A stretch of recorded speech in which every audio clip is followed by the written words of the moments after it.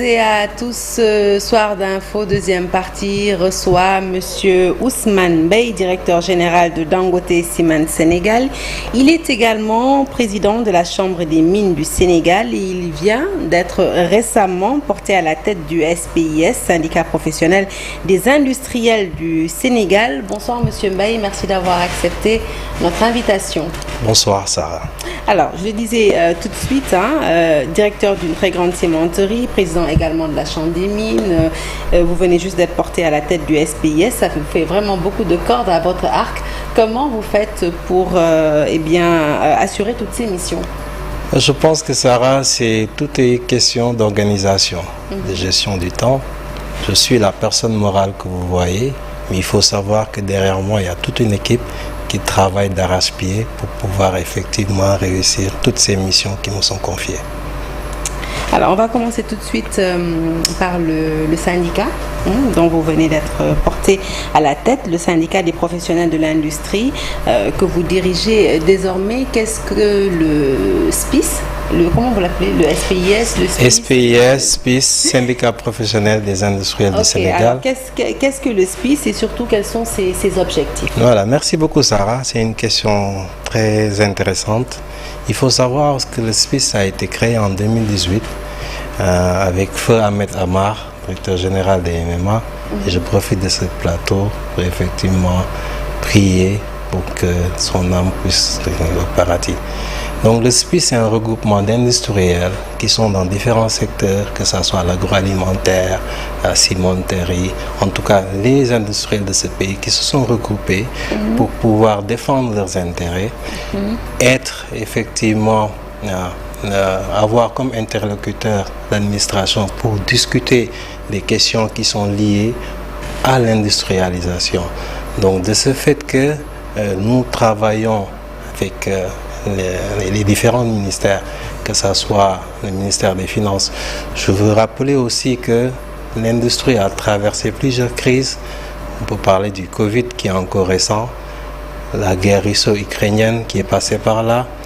Et aussi, il y a une forte pression fiscale. C'est pourquoi d'ailleurs, récemment, nous avons rencontré le directeur général des impôts pour lui dire qu'il dessert un peu l'impôt, qu'il dessert un peu l'étau autour des sociétés industrielles, parce qu'en fait tout le monde doit payer l'impôt, pas seulement le formel mais l'informel. Donc ils doivent élargir l'assiette pour qu'effectivement tout le monde puisse participer et pas seulement les industriels. Donc il faut être honnête. Et lorsque vous avez émis cette requête auprès du directeur des impôts, est-ce qu'il était favorable justement à répondre à votre requête? Effectivement, bon, je profite de ce plateau aussi pour dire que c'est un homme qui nous a écoutés d'ailleurs, qui nous a reçus et qui comprend les difficultés que rencontrent les industriels. Et effectivement, ils ont aussi leurs contraintes. On est toujours en train de discuter et d'échanger. Et pas seulement lui, il faut aussi dire qu'au niveau de la douane, il y a la Promade aussi qui est passée par là, qui nous est tombée dessus. 3% taxé sur les importations. Après discussion et échange, ça a été réduit à 2%. Mais l'objectif pour nous, c'est 0% pour que les industriels du Sénégal puissent être compétitifs. Parce qu'il faut le rappeler, nous sommes dans un marché sous-régional où nous sommes en compétition avec d'autres sociétés qui sont dans d'autres pays et qui ne payent pas 2 ou 3%. N'est-ce pas, sur les importations. Alors, nous allons revenir sur cela. Nous allons d'abord nous intéresser à la cimenterie que vous dirigez et qui fait vraiment partie des fleurons de l'économie sénégalaise. L'année dernière, quasiment à la même période, l'administration prévoyait d'envoyer quasiment tout le personnel en congé, tant votre entreprise avait été éprouvée, vous l'avez dit tout à l'heure, par la Covid, mais aussi par le conflit russo-ukrainien et surtout par le refus de l'État du Sénégal de réajuster les prix du ciment au véritable coût du marché.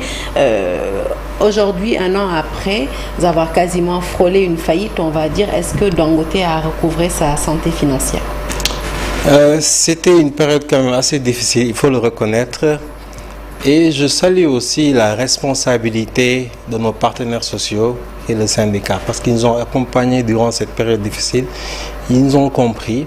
L'État aussi, il faut le reconnaître, à un certain moment a compris que nous traversons pas seulement Dangote, toutes les autres cimenteries et aussi les industries d'une manière générale. Parce que le problème au Sénégal, les industries, c'est le coût de l'énergie. Il nous pose beaucoup de problèmes. Oui, l'État finalement a accepté un réajustement de prix, même si ce n'est pas le réajustement qu'on cherchait. Mais d'habitude, on le rappelle que nous voulons juste un équilibre. Et l'équilibre entre effectivement le rôle de l'État, c'est préserver le pouvoir d'achat, protéger les consommateurs, mais aussi nous on demande l'équilibre, c'est protéger l'industrie qui est le premier pourvoyeur d'emplois au Sénégal. Maintenant, cette crise est derrière nous. Dangote en 2023 se porte bien. Nous nous projetons sur le futur et voilà, nous espérons que les années prochaines, nous n'allons plus rencontrer ces genres de difficultés. Alors, les Sénégalais, on l'a vu dans ce journal et on le voit depuis ces derniers jours, affrontent une crise, entre guillemets, la hausse des factures d'électricité. J'imagine qu'en tant qu'industriel, vous n'y échappez pas. Comment vous vivez cette situation? Effectivement, ça c'est un problème. Comme je l'ai dit tantôt, la plupart des industries ont beaucoup de difficultés avec le coût de l'énergie. Bon, certains ont leur propre centrale. D'autres, effectivement, utilisent l'énergie que fournit la Sénélec, qui est chère comparée à la Côte d'Ivoire, par exemple. Mais bon, je pense que l'État est en train d'y travailler. Les perspectives sont bonnes avec le pétrole et le gaz qui arrivent au Sénégal, ce qui, en principe, normalement, doit réduire le coût de l'énergie d'ici les prochaines années.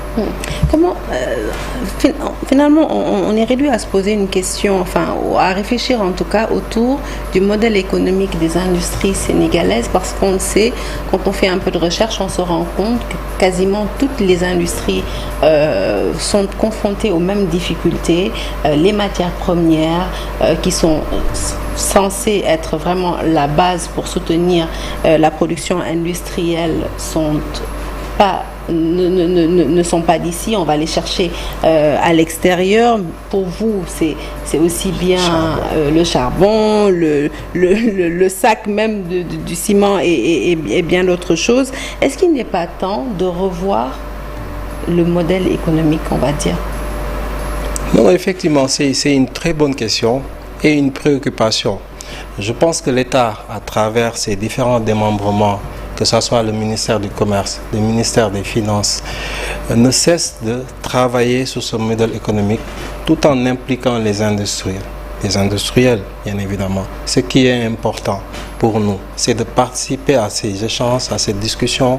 On se projette sur le futur parce que ça aura un pays, aucun pays ne peut se développer sans une forte industrialisation.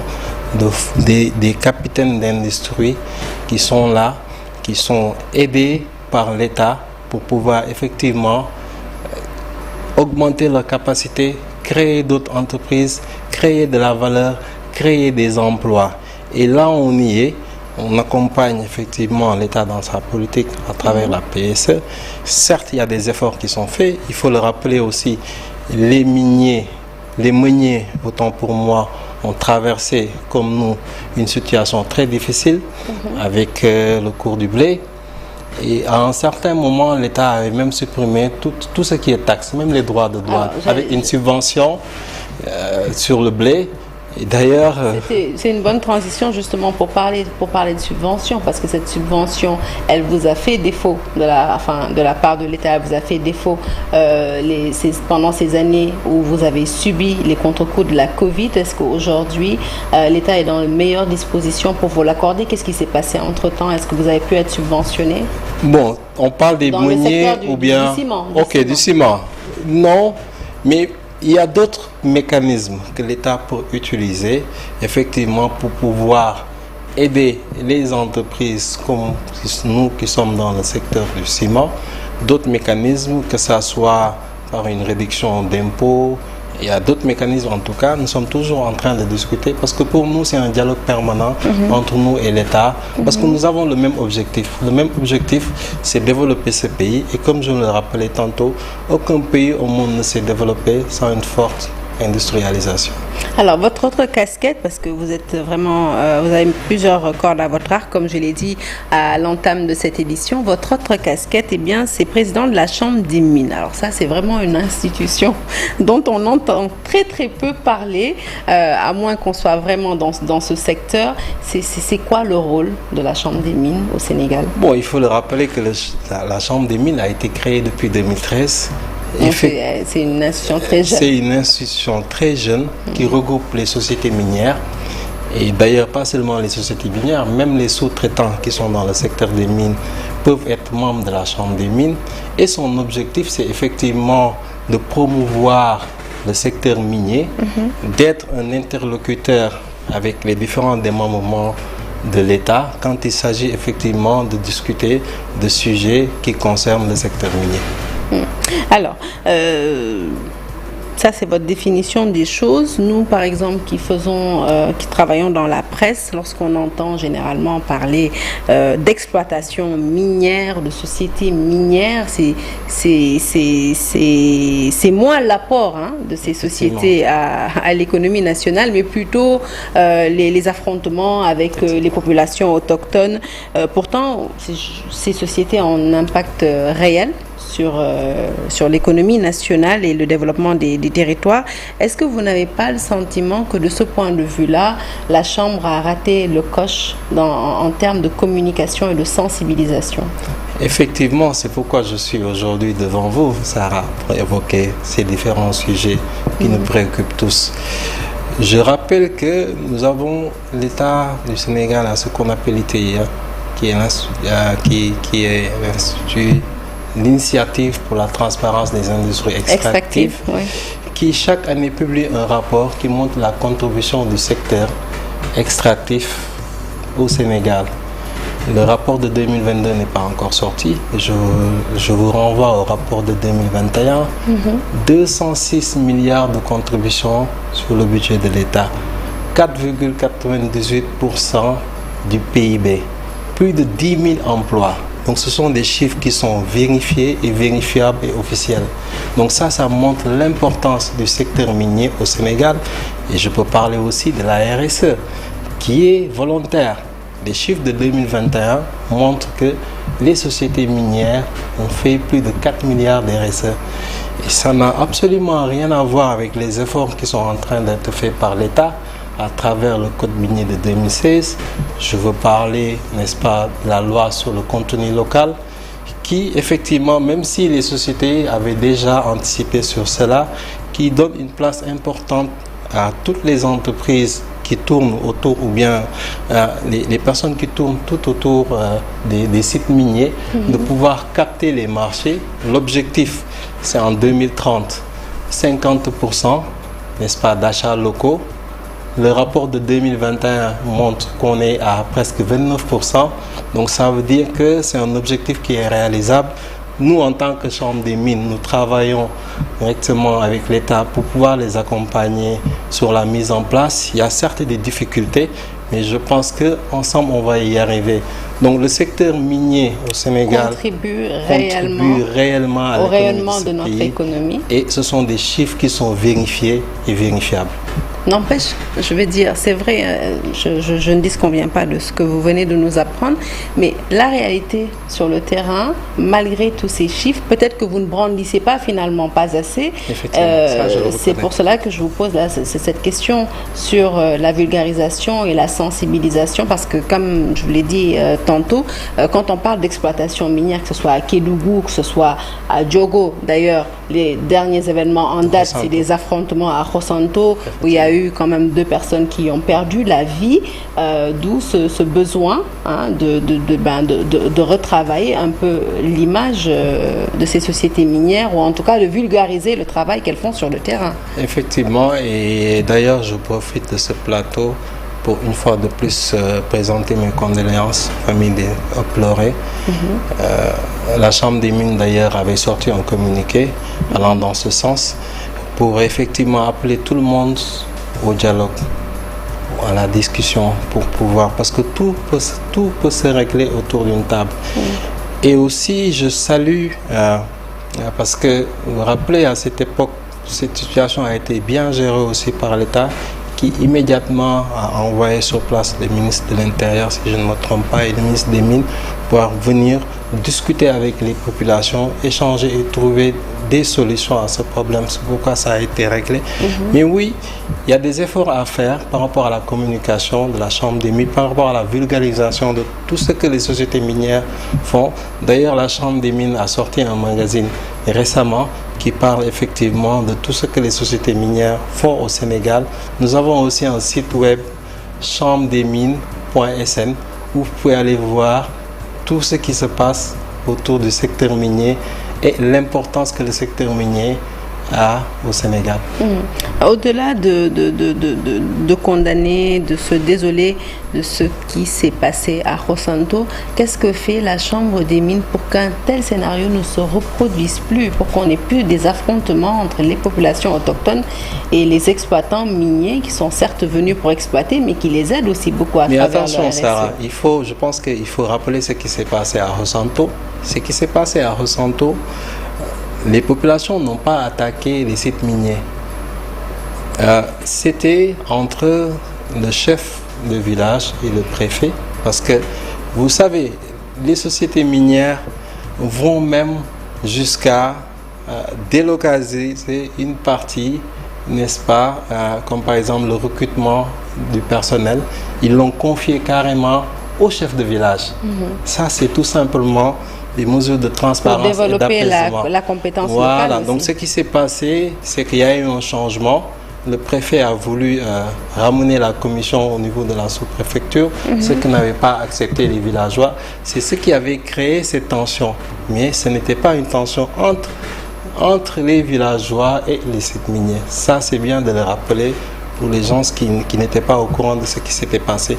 Effectivement, la Chambre des mines s'est proposée pour venir effectivement discuter, échanger avec que ce soit les sociétés minières qui sont sur la zone, mais à l'époque, le ministère des Mines et le ministère de l'Intérieur s'étaient déjà déplacés sur place et avaient réglé le problème. Donc ce n'était plus intéressant pour nous de nous déplacer pour essayer de trouver une solution. Mais il faut rappeler les faits aussi, pour que personne n'en ignore. Alors, question d'actualité à présent, parce que nous sommes quasiment à la fin de cette interview. Elle considère bien évidemment la présidentielle de 2024. Alors, de mémoire de Sénégalais, je pense que jamais le fauteuil présidentiel n'avait fait l'objet de tant de convoitises, en tout cas de la part de prétendants. Un commentaire déjà sur cette multitude de candidats à la candidature? Bon, moi je ne suis pas choqué, si je ne me trompe pas, c'est 126. Ah non, on en est à plus de quasiment 200. On a plus de 200. Plus de 200, mais il faut rappeler, Sarah, que nous avons au Sénégal, si je ne me trompe pas, plus de 299 partis politiques.